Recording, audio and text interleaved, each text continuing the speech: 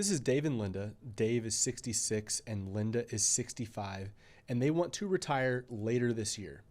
So let's just walk through their situation briefly. So they've got about a $2.5 million net worth. They've got just under $2 million in investment accounts. Dave has a traditional IRA worth $1 million.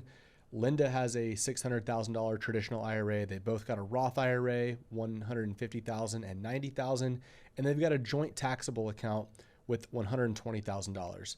They also have $60,000 in the bank, and their house is completely paid off. It's worth $500,000. And again, they want to retire this year, and their goal is to spend $10,000 per month in retirement. I want to show you how a different risk tolerance can affect their probability of success.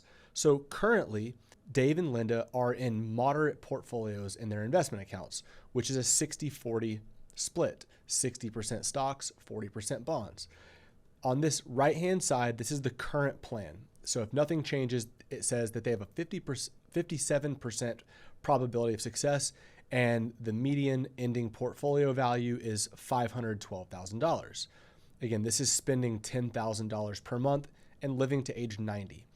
Now, let's see what would happen if they got, so if I toggle this, if they went to a preservation portfolio, a very conservative portfolio, if they were to go to a preservation portfolio, their probability of success after I refresh will go down to about 26%. Basically, what the system is saying is that if they want to maintain $10,000 per month of expenses during retirement, then they're going to need to take on a higher level of risk to get there. If they go to a more conservative portfolio, they're not going to get the growth that they need to maintain that level of expenses, and they're going to run out of money at some point. On the flip side, if we were to go to a most aggressive, which is like a 90% equity portfolio, and we refresh it, now on the proposed plan side, their probability of success actually goes up to 61%, and it has them with a median ending portfolio value of $834,000. So what this really illustrates is that on a higher level of retirement expenses, you're going to need to take on more risk to be able to accommodate that level of expense. Now, what if we were to take their expenses down to, let's say, $7,500 per month? So a $2,500 per month reduction in their monthly expenses. And if we reset their current allocation, so it says that they've got an 86% chance of success if they keep their current allocation, but just reduce their expenses to $7,500 per month. Now let's do the same exercise. Let's go to a more conservative preservation portfolio. And you might find this interesting that when they go to a preservation portfolio, now their probability of success actually goes up because the system says they don't have to hit that higher level of expense. So they can take on a little bit less risk, and it'll actually increase their probability of success. Now, what if we were to go to a more aggressive portfolio like we did before?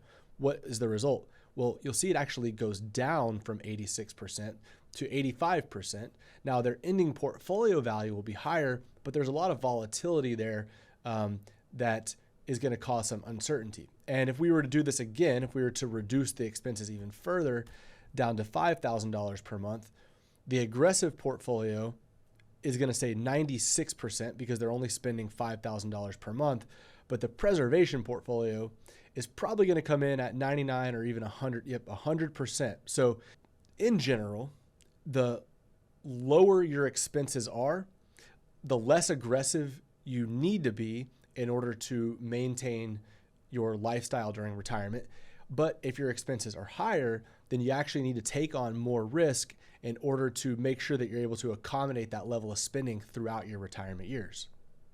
So the answer to the question, how much risk should I be taking with my investments in retirement, for Dave and Linda, turns out to be more risk than less, assuming they continue to spend $10,000 per month in retirement.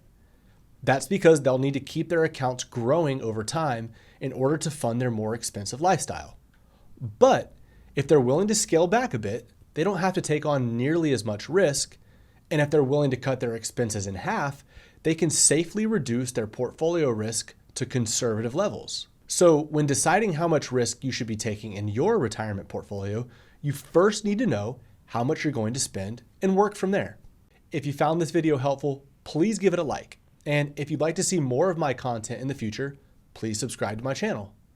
I appreciate you watching, and I hope to see you in the next video.